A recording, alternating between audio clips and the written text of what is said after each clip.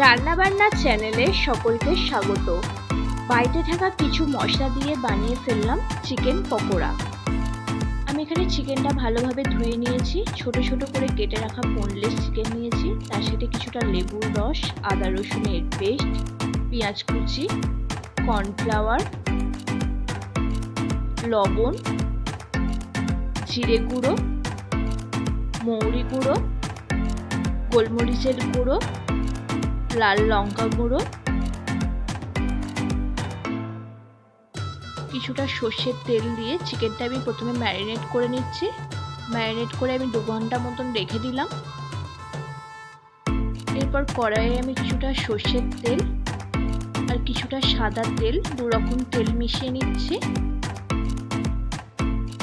তেলটা ভালোভাবে গরম হয়ে এলে চিকেনগুলো আমি একটা একটা করে দিয়ে লো ফ্লেমে ভালোভাবে ভেজে নেব।